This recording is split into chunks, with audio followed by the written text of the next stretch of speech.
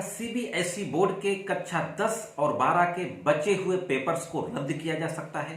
क्या आंतरिक मूल्यांकन के आधार पर अंक आवंटित किए जा सकते हैं?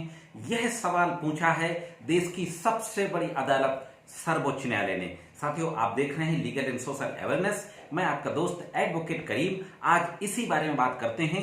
देखते हैं कि जिस याचिका में सर्वोच्च न्यायालय के द्वारा यह सवाल पूछा गया, वह याचिका किसके द्वारा दाखिल की गई है और उसमें कौन कौन से महत्वपूर्ण बिंदुओं को उठाया गया है और सर्वोच्च न्यायालय ने फाइनली उसमें किस तरीके का निर्देश या आदेश दिया है।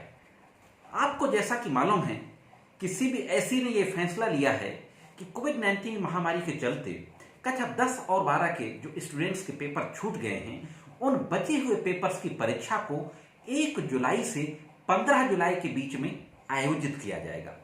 सीबीएसई के इस फैसले के खिलाफ अभिभावकों ने मंगलवार यानी 16 जून 2020 को सर्वोच्च न्यायालय के समक्ष एक याचिका दाखिल की।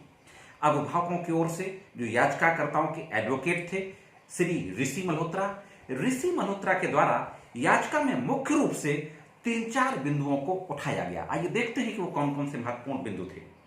याचिका में कहा गया कि सीबीएसई के द्वारा जो बचे हुए पेपर्स को आयोजित करने का फैसला लिया गया है, वह 15,000 सेंटर्स में कराई जाएगी और 15,000 केंद्रों में लाखों छात्र आएंगे परीक्षा देने के लिए और अपने घर से बाहर निकलेंगे और कोविड-19 महामारी का सामना करेंगे। दूसरी तरफ याचिका में यह कहा गया कि दिल्ली यूनिवर्सिटी, आईआईटी जैसे प्रतिष्ठित शिक्षा संस्थानों ने कोविड-19 की महामारी के चलते अपनी परीक्षाओं को रद्द कर दिया है।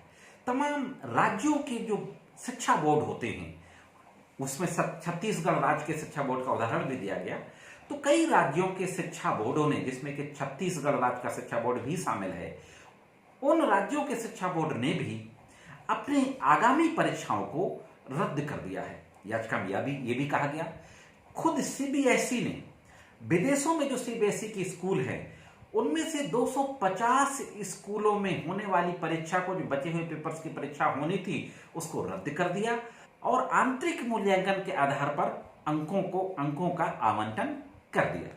साथियों, याचिका में इन तमाम बिंदुओं को उठाते हुए ऑनरेबल सर्वोच्च न्यायालय से यह आग्रह किया गया इन बिंदुओं के बेसिस पर कि सीबीएसई को यह निर्देश दिया जाए कि सीबीएसई जो बचे हुए पेपर्स की परीक्षा कराने का फैसला लिया है, इस फैसला को खत्म करें और यह निर्देश दिया जाए सीबीएसई को कि आयोजित होने वाली परीक्षा को रद्द करे और आंतरिक मूल्यांकन के आधार पर अंकों को आवंटित करे।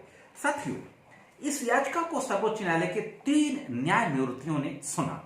वो 3 न्यायमूर्ति थे justice M Khanwilkar, justice Dinesh Maheshwari और जस्टिस संजीव खन्ना। इन 3 न्यायमूर्तियों ने याचिकाकर्ता की बहस को सुनने के उपरांत यह सवाल किया कि क्या बचे हुए पेपर्स की परीक्षा को रद्द किया जा सकता है? क्या आंतरिक मूल्यांकन के आधार पर अंकों को आवंटित किया जा सकता है? इन सब बातों के प्रश्न के लिए 1 हफ्ते का समय दिया सीबीएसई को और कहा कि 1 हफ्ते के अंदर सीबीएसई यह निर्णय ले कि बचे हुए पेपर्स की परीक्षा को किस तरीके से संचालित किया जाएगा और सर्वोच्च न्यायालय के समक्ष अपना जवाब दाखिल करे। तो साथियों, यह थी एक छोटी सी महत्वपूर्ण जानकारी जिसको मैंने आप तक पहुंचाना जरूरी समझा। आज के वीडियो में सिर्फ इतना ही। फिर मिलते हैं किसी अन्य वीडियो में। तब तक कानून की विभिन्न जानकारियों के लिए देखते रहें लीगल एंड सोशल अवेयरनेस।